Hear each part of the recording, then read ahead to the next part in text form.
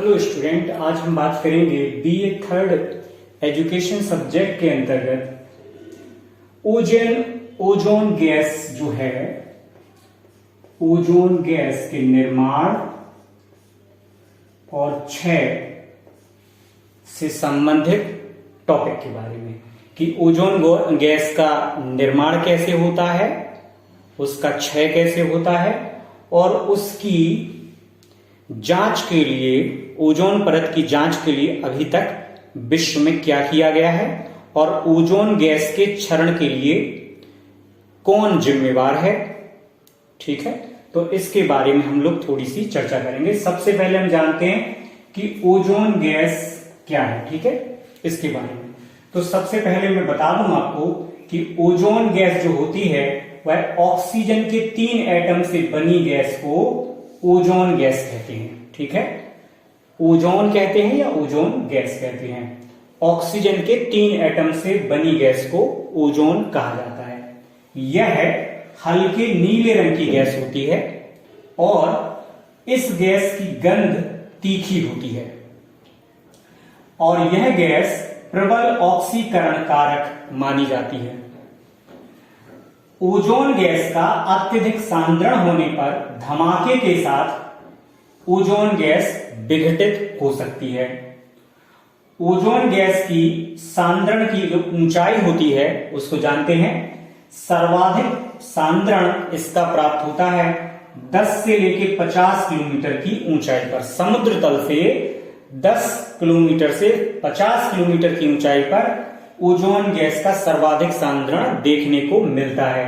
लेकिन इस परत में भी अधिकतम सांद्रण, ओजोन गैस का अधिकतम सांद्रण समुद्र तल की 12 किलोमीटर से 35 किलोमीटर की ऊंचाई पे देखने को मिलता है। इस 12 से 35 किलोमीटर की जो रेंज है, ठीक है, लेवल है, जो परत है, उसको ही ओजोन मंडल या ओजोन परत कहा जाता है।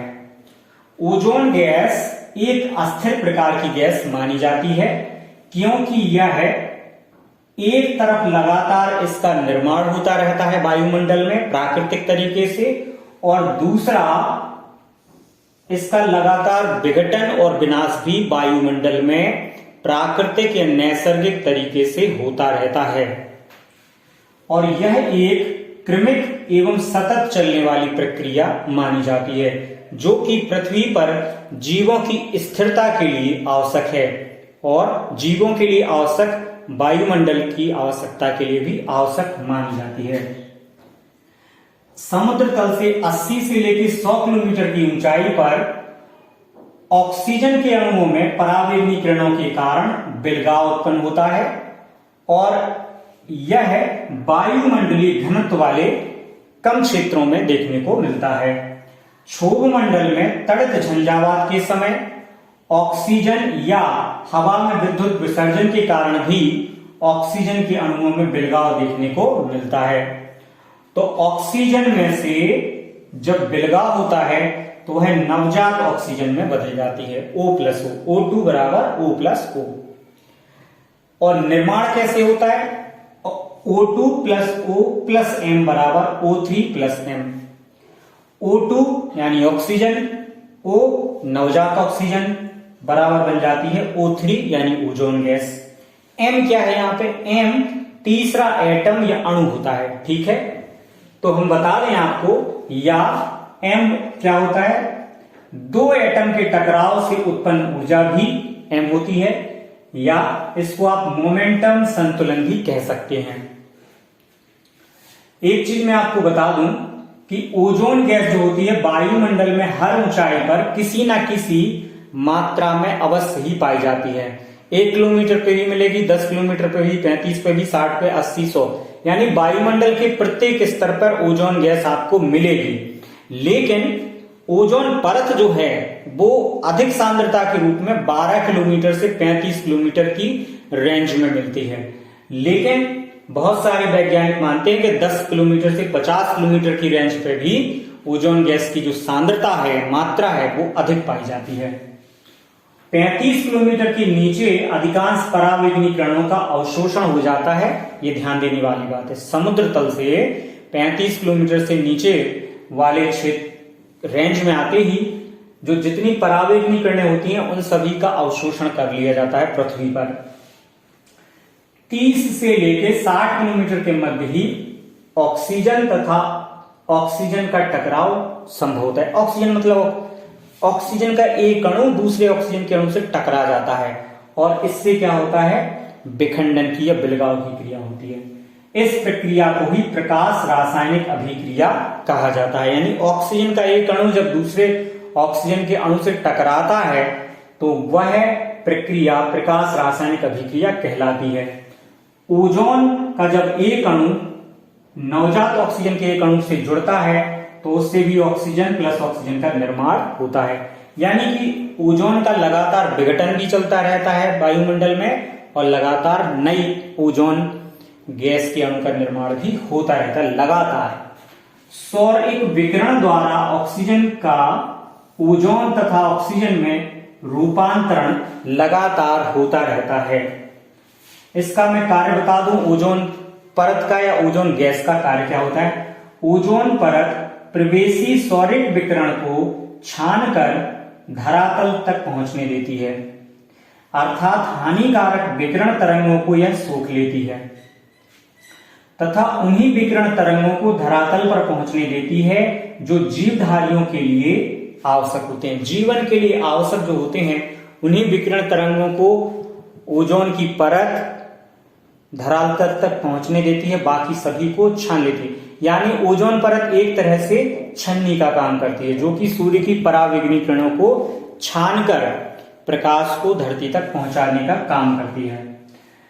अगली बात कि ओजोन क्षरण के बारे में पता कैसे चला, इसके बारे में जानते हैं।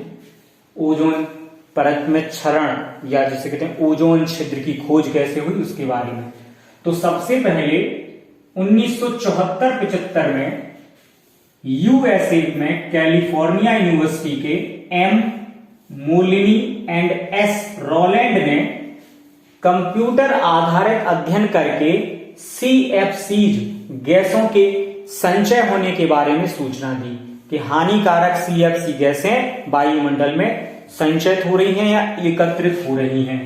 दूसरा उन्होंने बताया कि सीएफसीज गैसों के इकट्ठा होने से ओजोन गैस का क्षरण हो रहा है। ये दो चीजें बताई उन्होंने 1974-75 में। 1967 में रूस में ओजोन अल्पता के बारे में सूचना प्राप्त हुई और निम्बस 3, निम्बस 4, एक्सप्लोरर 5 और टॉरस 4 उपग्रहों के माध्यम से भी ओजोन अल्पता के बारे में रूस में जानकारी प्राप्त हुई 1967 में। 1970 में ओजोन गैस की परत में भारी कमी की सूचना प्राप्त हुई और इसका प्रमुख रूप से कारण माना जाता है नाभिकीय परीक्षणों को जो कि रूस, यूएसए और फ्रांस द्वारा उसी समय किए गए थे। जोजेफ फरमन नाम के वैज्ञानिक ने 1985 में ब्रिटिश अंटार्कटिका टोली का नेतृत्व किया और एक सर्वेक्षण किया अंटार्कटिका के ऊपर और उन्होंने बताया कि ओजोन की अल्पता में प्रमाण प्राप्त हो गया है। उन्होंने ये बताया कि बसंत काल में 40% ओजोन गैस की परत में कमी आ जाती है अंटार्कटिका महाद्वीप के ऊपर।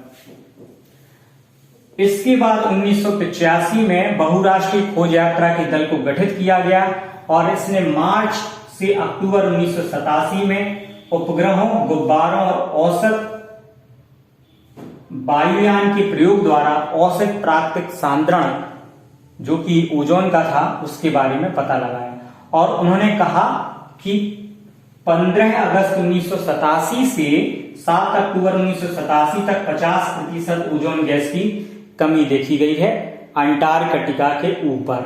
लेकिन उन्होंने ये भी बताया कि 15 अगस्त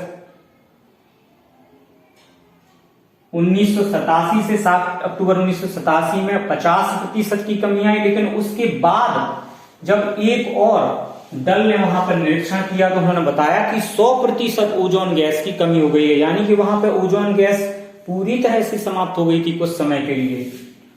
और जैसे ही ये बात खबर फैली पूरी दुनिया में कि ओजोन गैस अंटार्कटिका के ऊपर कुछ स्थानों पर पूरी तरह से लुप्त हो गई है और आसमान में छोटे छोटे ओजोन छिद्र बन गए हैं, तो वहीं से ये शब्द निकला ओजोन छिद्र।